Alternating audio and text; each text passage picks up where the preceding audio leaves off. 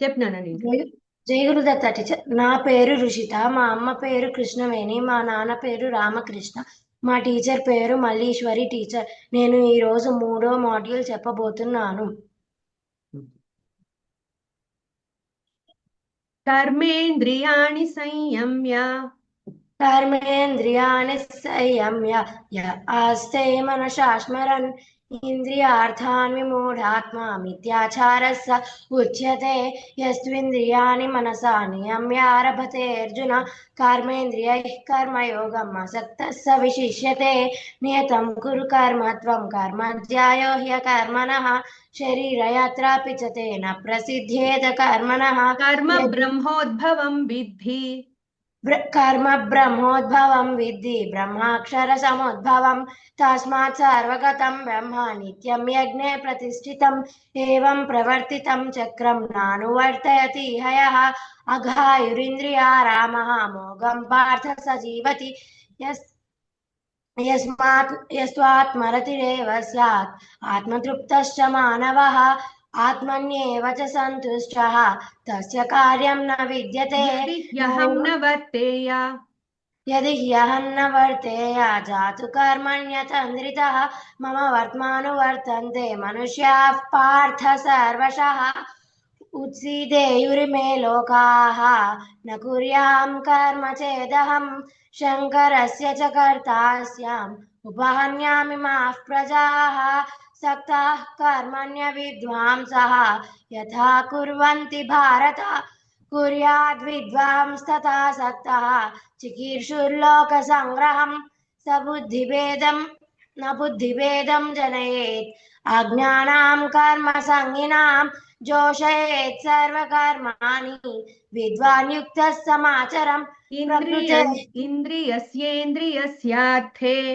इन्द्रियस्येन्द्रियस्यार्थे रागद्वेषव्यवस्थितौ तयोर्नवसमागच्छेत् तौ यस्य परिपन्थिनौ। श्रेयान् स्वधर्मो विगुणः परधर्मात् स्वनुष्ठितात् स्वधर्मे निधनं श्रेयः परधर्मो भयावहः। अर्जुन उवाच अथ केन प्रयुक्तोऽयं पापं चरति पुरुषः अनिच्छन्नपि वार्ष्णेय बलादिव नियोजितः। श्रीभगवानुवाच काम एष क्रोध एषः रजोगुणसमुद्भवः महाशनो महापाप्मा विध्येनमिह वैरिणं धूमेनाव्रियते वह्निः यथादर्शो मलेन च यथोल्बेनावृतो गर्भः तथा तेनेदमावृतम् आवृतं ज्ञानमेतेन ज्ञानिनो नित्यवैरिणा कामरूपेण कौन्तेय दुष्पूरेणानलेन च इन्द्रियाणि मनो बुद्धिः अस्याधिष्ठानमुच्यते। एतैर्विमोहयत्येषः ज्ञानवानुत्तदेहिनम् तस्मात् त्वमिन्द्रियाण्याधौ नियम्य भरतर्षभ पाप्मानं रजहिह्येनं ज्ञानविज्ञाननाशनम्।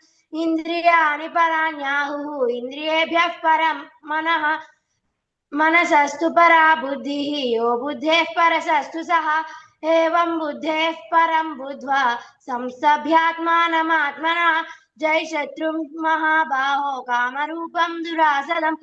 ॐ तत्सदिति श्रीमद्भगवद्गीतासु उपनिषत्सु ब्रह्मविद्यायां योगशास्त्रे श्रीकृष्णार्जुनसंवादे कर्मयोगो नाम तृतीयोऽध्यायः। कंटिन्यू चेय్. ओम श्री परमात्मने नमः। श्रीमद्भगवद्गीता अथ चतुर्थोऽध्यायः ज्ञानयोगः। श्रीभगवानुवाच इमं विवस्वते योगं प्रोक्तवानहमव्ययम् विवस्वान् मनवे प्राह मनुरिक्ष्वाकवे ब्रवीत्।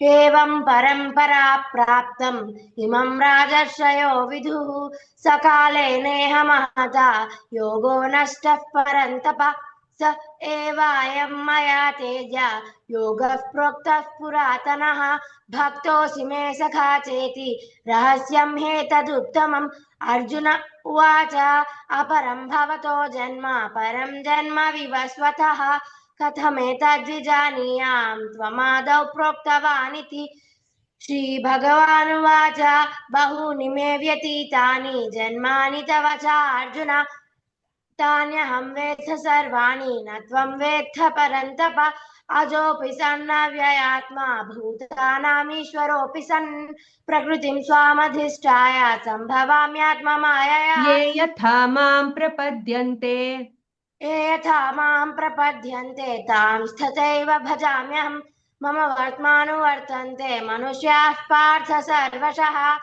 काङ्क्षन्तः कर्मणां सिद्धिं यजन्त इह देवताः क्षिप्रं हि मानुषे लोके सिद्धिर्भवति कर्मजा चातुर्वर्ण्यं मया सृष्टं गुणकर्म विभागसः तस्य कर्तारमपि मां विद्य कर्तारमव्ययम् न मां कर्माणि लिम्पन्ति न मे कर्मफले स्पृहा इति मां योऽभिजानाति कर्मभिर्न स बध्यते गतसङ्गस्य मुक्तस्य सङ्गस्य मुक्तस्य ज्ञानावस्थितचेतसः यज्ञायाचरतः कर्म समग्रं प्रविलीयते ब्रह्मार्पणं ब्रह्म हविः ब्रह्माग्नौ ब्रह्मणाहुतं ब्रह्मैव तेन गन्तव्यं ब्रह्म कर्म समाधिना दैवमेवापरे यज्ञं योगिनः पर्युपासते ब्रह्माज्ञावपरे यज्ञं यज्ञेनैवोपजुह्वति श्रोत्रादीनीन्द्रियाण्यन्ये संयमाग्निषु जुह्वति शब्दादीन् विषयानन्ये इन्द्रियाग्निषु जुह्वति सर्वाणि इन्द्रियकर्माणि प्राणकर्माणि चापरे आत्मसंयमयोगाग्नौ जुह्वति ज्ञानदीपिते द्रव्ययज्ञास्तपो यज्ञाः योगयज्ञास्त्वथा तथा परे स्वाध्यायज्ञानयज्ञाश्च यतयः संशितव्रताः अग्न्यश्च श्रद्धधानश्च अग्नश्च श्रद्धदानश्च संशयात्मा विनश्यति नायं लोकोऽस्ति न परः न सुखं संशयात्मनः योगसन्न्यस्तकर्माणं ज्ञानसंच्छिन्न संशयम् आत्मवन्तं न कर्माणि निबध्नन्ति धनञ्जय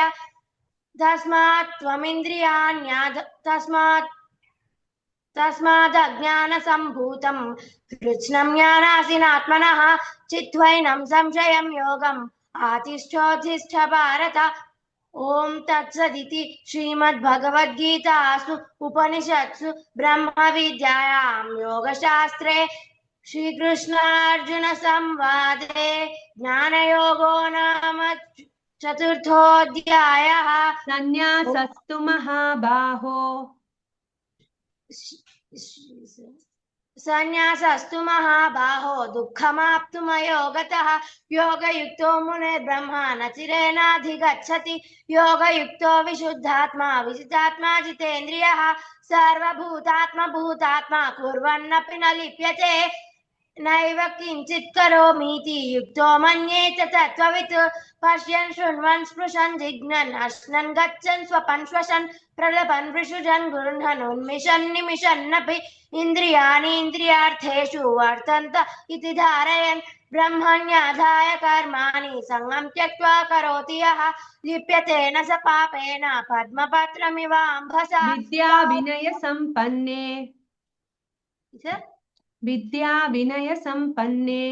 विद्या विनय संपन्ने ब्राह्मणे गविहस्तिनि शुनि चैव स्वपापे च पंडिताः समदर्शिनः इहैव तेर्जितः सर्गः येषां साम्ये स्थितं मनः निर्दोषं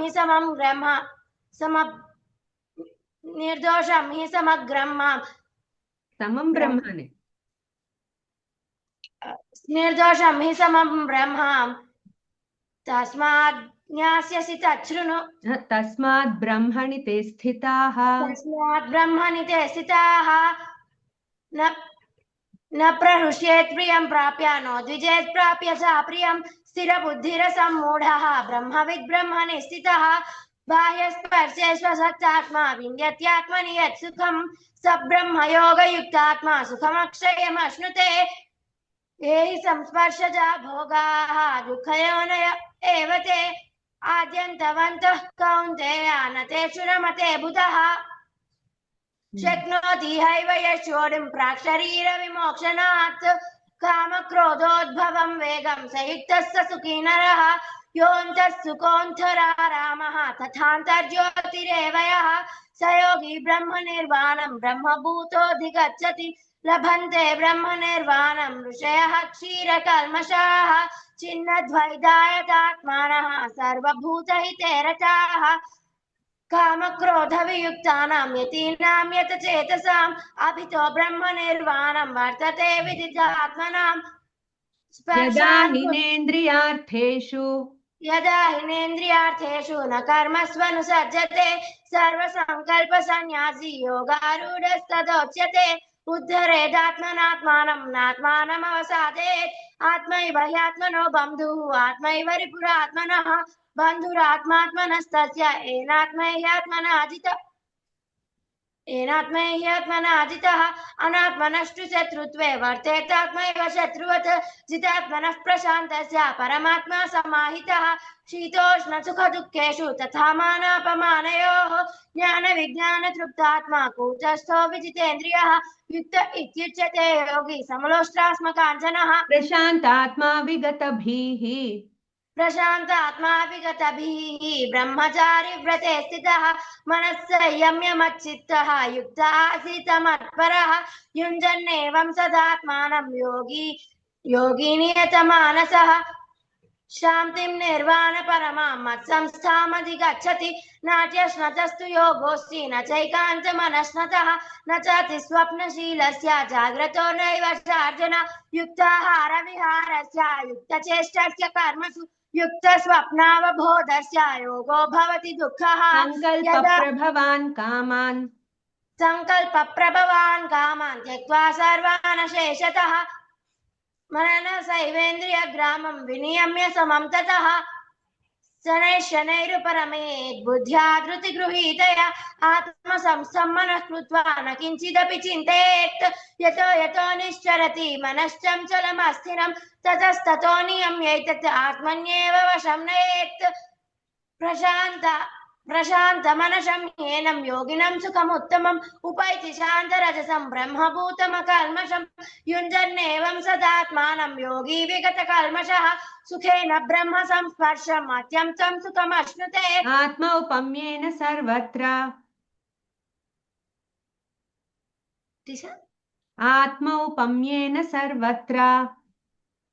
आत्मौपम्येन सर्वत्र समं पश्यति अर्जुन सुखं वा यदि वा दुःखं स योगी परमो मतः अर्जुन उवाच अयति श्रद्ध योऽयं योगोऽस्त्वया प्रोक्तः साम्येन मधुसूदन एतस्याहं न पश्यामि चञ्चलत्वात् स्थितिं स्थिरां चञ्चलं हि मनः कृष्ण प्रमाथि बलवदृढं तस्याहं निग्रहं मन्ये वायोरिव सुदुष्करम् श्रीभगवानुवाच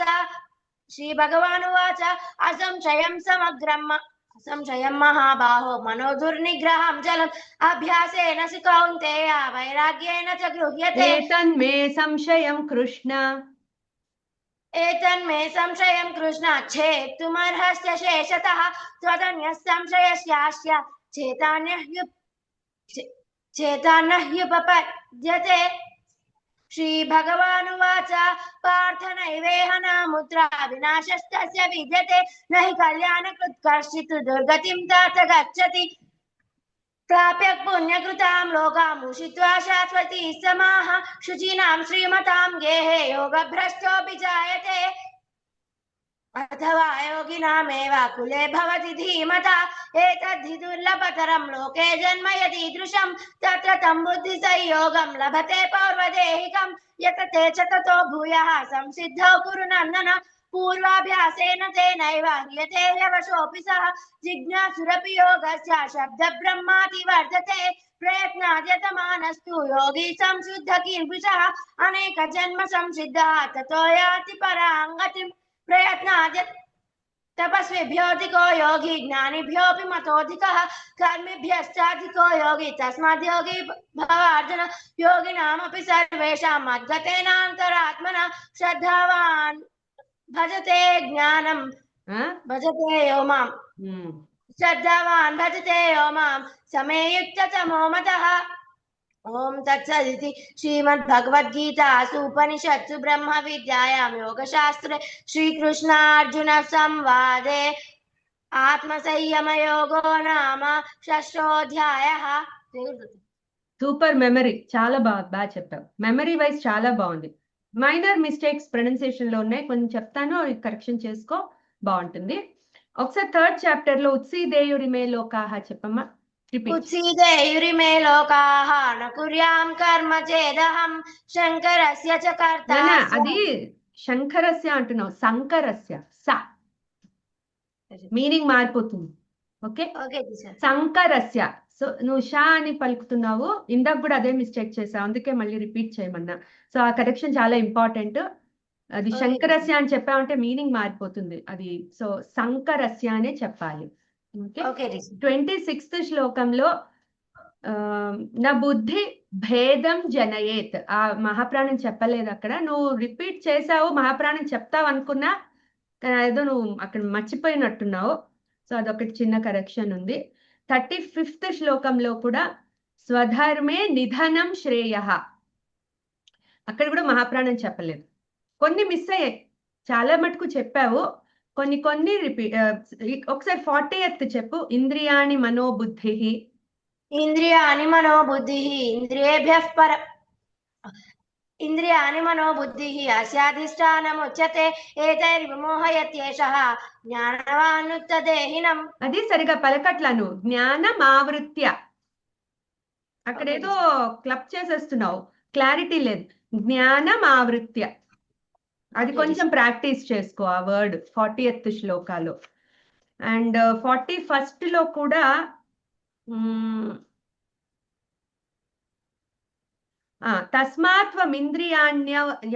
తస్మాత్వమింద్రియాణ్యాదౌకి ధౌ అన్నావు, మహాప్రాణం లేదు అక్కడ, మహాప్రాణం పెట్టావు.